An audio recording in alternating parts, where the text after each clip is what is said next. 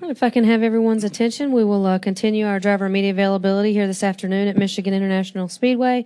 We're now joined by Carl Edwards, driver of the number 99 Ford EcoBoost Ford. 2 wins here at Michigan, Carl. Excited to be back here in the manufacturer's backyard. Talk a little bit about your thoughts for the weekend. Well, there's a lot of pride for me to be driving the Ford EcoBoost Fusion in Ford's backyard. In Jack Roush's backyard. To be able to come here and drive that car is that means a lot to me. It's, I believe, I'm not mistaken, it's 10 years ago this weekend that I got my start in the Sprint Cup Series in the 99 car with Jack. So it's really special for me. Makes me feel really old. But the car was extremely fast in qualifying trim there. So that was a blast. I think that's the fastest lap I've ever made in a race car. So that was fun, and it looks like all of our Fords are pretty good. So hopefully we can turn that into a good qualifying effort. We still need a pole this season, and then we move on to race trim tomorrow. And for us, this would be a great place to get a win. Okay, we'll open it up for questions for Carl. We'll start in the back with Wolfgang.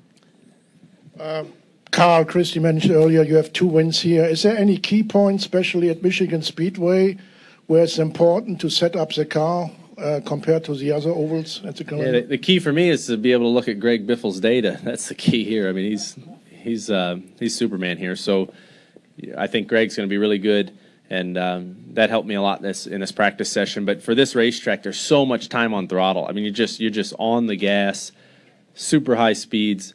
The engines are. Everybody at Roush Yates Engines has been doing a great job. The engines are great. The car has to be perfect. I mean, not only does it have to handle perfectly, but it has to be the right distance off of the racetrack, and it has to just be perfect. So this is a place where there's a lot of engineering involved, and then as a driver, you just have to be ultra smooth. I mean, it's a huge corner. If you make a bobble or a slip, it pays. The stopwatch shows it. Okay, we'll take our next question from Bob. Bob Cocker, Sporting News. No matter what your view of the tragedy last Saturday night, we know it involved driver emotions, and you've had some times in your past where your emotions probably, but I assume you would say maybe got the best of you. Well, you can assume that, but I think people are assuming a lot, and I think that to frame this in the light that we understand what happened, I think is wrong, and I'll say that really clearly. I've been racing my whole life, you guys. Been around racing my whole life. I don't know what happened. So, I guess the people that know what happened or know what everybody was thinking must be a lot smarter than me. And so, to me, I think it's, for me personally, I can't obviously tell everybody what they should do, but it's not right for me to discuss what happened because I don't know. The things I do know is that it was a tragedy. And my thoughts and prayers are with everybody involved. It seemed like the Ward family. It seems like they're good people. And I can say that if anybody in this room, probably anybody within a 10-mile radius of here needed something, we all know that Tony Stewart would help them with it. Those are the things I know. So that's all I have to say about that. Well, and you feel free to obviously decline to answer, but is there a way for drivers to control their emotions when they're upset? I'm not going to answer that question because I believe you're framing a question with the assumption that you know what was going on in that situation, and I don't think any of us do right now. I'm not trying to be disrespectful. I'm trying to respect the events and the folks that are grieving over those events. Claire.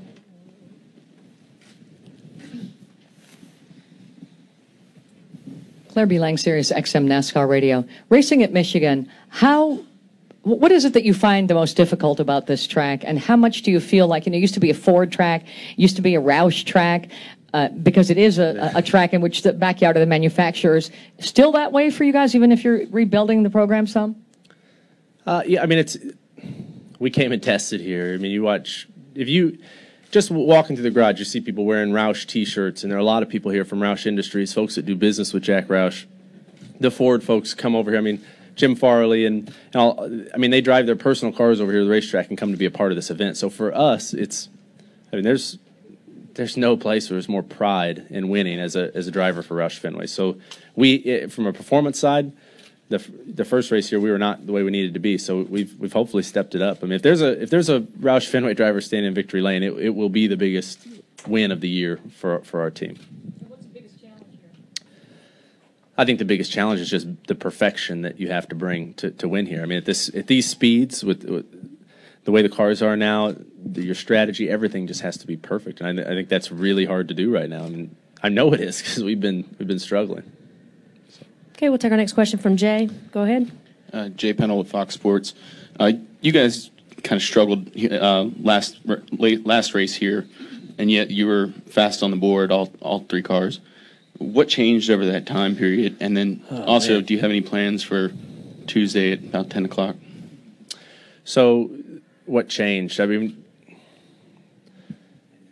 I guess you guys should probably go talk to Robbie Reiser. I mean, I don't know if there's a guy that's worked harder this season in this sport than Robbie Reiser. He's given everything. Jack Roush is the same way, and everybody at the shop they've dug deep. Some of the meetings I've been in, the few meetings I've been in, relative to those guys, it's been pretty rough. I mean, everybody's digging deep trying to figure out what we need to do, and so that the change is not one thing; it's the whole group. And yeah, I don't know what releases have gone out or whatever, but so I can't really talk about next Tuesday yet. I'm not really up to speed on what all has been said or what I'm supposed to say. Okay, we've got our next question right here. Go ahead. Brett Norman, NASCAR.com. Carl, considering we know you're leaving Roush and I guess possibly Ford, given the history of that organization and that manufacturer here, does that make this race for you any more, I don't know, special, any more pressure? This race is always special, and I mean, you guys know how proud I am to represent Ford. I mean, they have, and right now my goal is to go represent Ford and to drive as hard as I can for Jack Roush the same way I always have, and to get us a championship. And yeah, that would be, I guess it would be extra special to be able to do that right now. Okay, additional questions? Okay, we'll take one from Nate up front. Go ahead. Nate Ryan, USA Today Sports.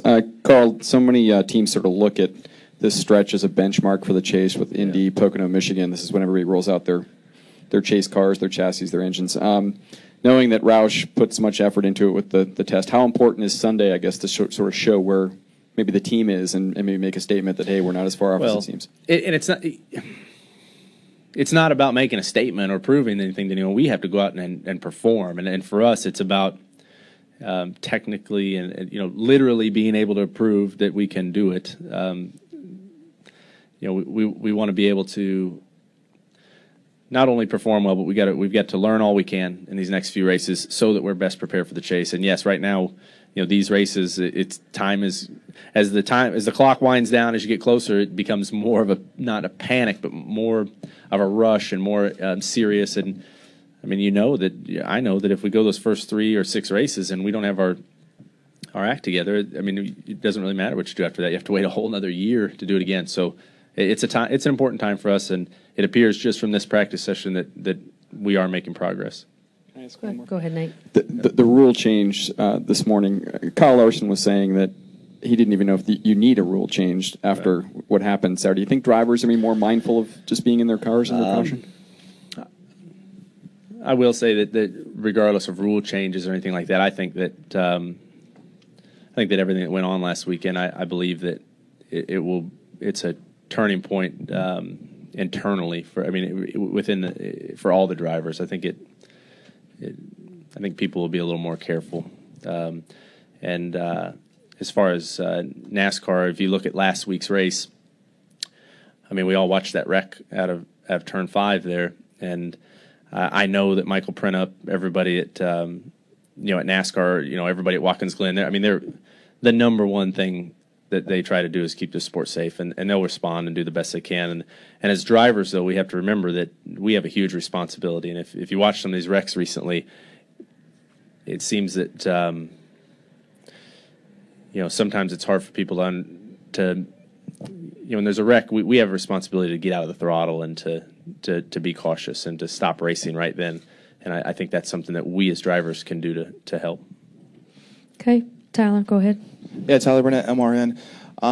Greg said at Pocono that was the fastest car he had coming off the truck at the beginning of the weekend.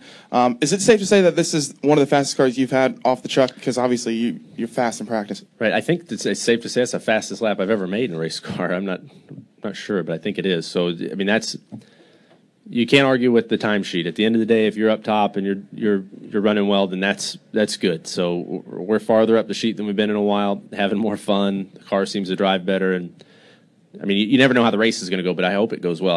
I hope not just because I'd like to run well, but because it'd be nice for these guys at the shop to have something to show for all of this work. I mean, they've been working tirelessly. It's spectacular. So hopefully we can do well for them.